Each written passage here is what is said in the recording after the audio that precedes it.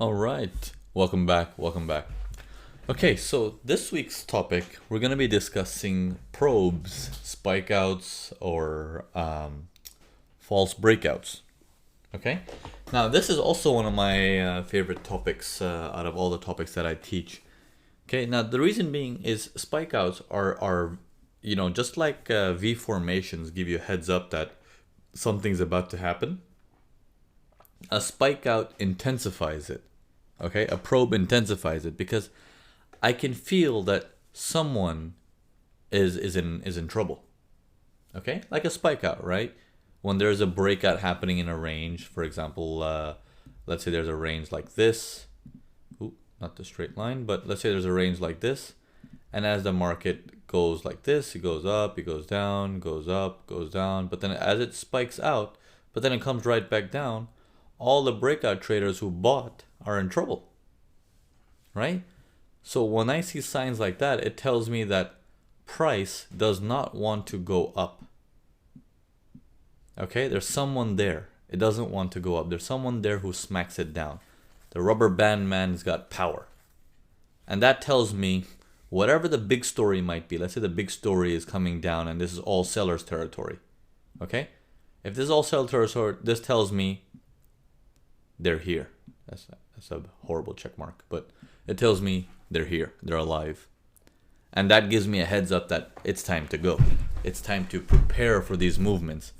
So let's get into probes and spike outs or false breakouts. So since they're called so many different names, we're just gonna label them as probes going forward from here on. Okay. Now probes they come in various different areas. They can come in ranges. They can come in as trends. They can come in channels, and for the most part, it's very easy to spot them if there's already data. But sometimes it becomes hard to see them if the market is live. And I'm going to explain the two different variations of why that happens. Now, take a look here. You see how the market keeps making a higher high? When the market makes a higher high, there's no probe. It holds. When I put the line here, he makes a higher high, no probe. When I put the line here, there isn't no higher high. It goes higher, but it comes right back. That's a probe. That's a false breakout. Or if I look at it in a big picture, all the price that went above here is not real. It's fake because it never stayed up there. It just every time it goes up, it comes right back. It goes up, comes right back. These are probes. These are signs that someone is here. Obviously, we know who, right? Blah blah blah, right there. Okay, coming from the big picture. But anyways, these are signs that someone is there, and that's a probe there. But now notice if you were trading it live, right? And then 1 hour passes by, 2 hours passes by, and on your third hour, it's like, how do I know it's going to be a probe or not? Okay, so these are the things you need to train yourself when you see these double tops, these channels and stuff like that to see, is there a possibility that a probe can happen? So the only way to get good at probes is to trade and monitor and observe probes time and time and time and time and time again. Okay, so it comes back to you need to master it. If you master it, they will start coming to you naturally. Okay, because spotting them in regular conditions, like right here, I just spotted one right now, and I can see that there was no lower low here.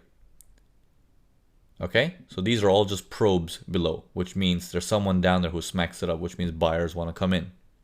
Okay, but as I see this buyer wants to come in, here's the point. How would I know on this green candle that this is going to be a probe?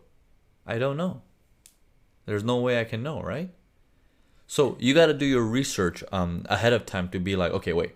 First, let me figure out whose territory am I in. If I know my territory really, really well, then I will have an idea of a probe can happen. And if the probe happens, let's say you do end up selling here, but then you get stopped out on third green candle here. You should be able to spot that it's not a support equals resistance, but it's also a potential. It's coming back into where it started from. So it's like if that's the case, then that could be a probe. Now notice when you see these situations, it's like all of this is inside the seller's area the whole time. So you know it's a sell, but then when you see a probe like this happen, you're like, okay, not now. There's someone there.